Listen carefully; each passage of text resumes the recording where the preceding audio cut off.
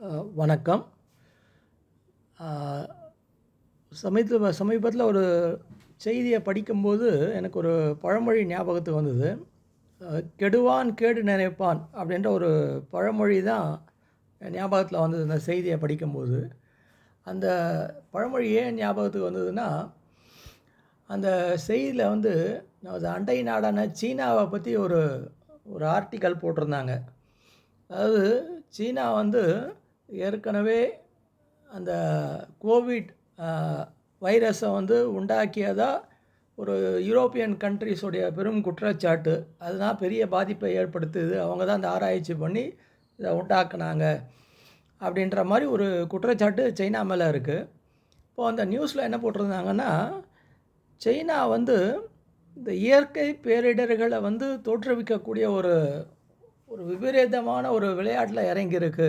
அப்படின்ற மாரி ஒரு நியூஸ் அது.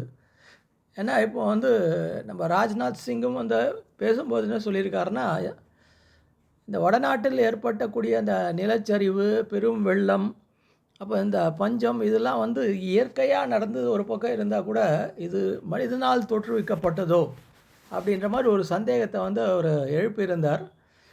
ஏன்னா, இது வந்து சைனாவுடைய இந்த ஒரு வந்து விபரீத விளையாட்டுக்கள் வந்து பல காலமா வந்து யூரோப்பியன் கண்ட்ரீஸும், மற்ற கண்ட்ரீஸும் குற்றச்சாட்டு வச்சுக்கிட்டு தான் இருக்காங்க.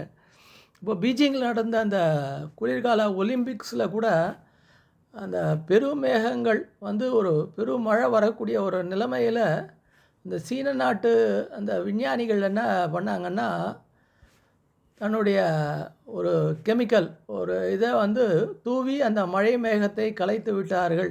அந்த சீன ஒலிம்பிக் வந்து இந்த பீஜிங் ஒலிம்பிக் நடந்தது அப்படின்ற மாரி ஒரு நியூஸு.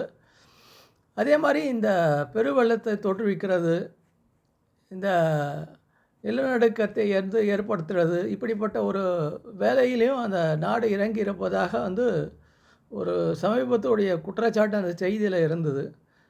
அதாவது தன்னுடைய இந்த அ ஆராய்ச்சி நிலையத்தில வந்து கிட்டத்தட்ட ஒரு 35,000த்துக்கும் மேல ஒரு விஞ்ஞானிகள வந்து வேலையாட்கள வந்து நிபுணர்கள வந்து நியமித்து, இந்த மாரி பேரிடர்கள் மூலமாக எப்படி வந்து மற்ற நாட்ட அடிபணிய வைக்கிறது? எப்படி வந்து ஒரு அச்சுறுத்தலை ஏற்படுத்துறது? தன்னுடைய ஆதிக்கத்தை எப்படி செலுத்துறது? அப்படின்ற மாரி ஒரு நிலைமையில வந்து அந்த நாடு சிந்தித்துக் கொண்டிருப்பதாக அந்த செய்தி சொல்லுது.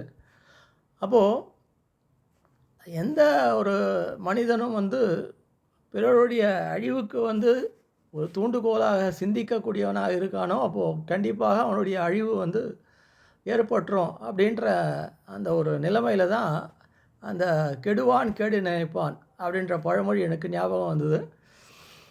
ஏன்னா வந்து இயற்கைக்கு வந்து எப்பயுமே ஒரு நியதி உண்டு. இதையும் வந்து ஓரளவு பொறுத்துக்கிட்டு இருக்குமே ஒழிய, அது அதிகமாக போனா அத வந்து அழிச்சிடும் அப்படின்ற மாரி ஒரு இயற்கையினுடைய நியதி.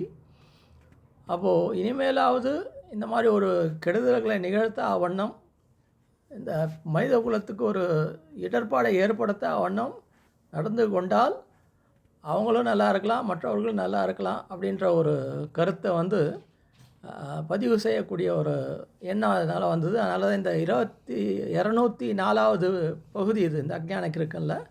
இதில வந்து என்னுடைய அந்த கருத்த பதிவு செய்யலான்ற நோக்கத்தில தான் இத பதிவு செய்திருக்கேன். மீண்டும் ஒரு அடுத்த இதில உங்கள சந்திக்கிறேன். நன்றி.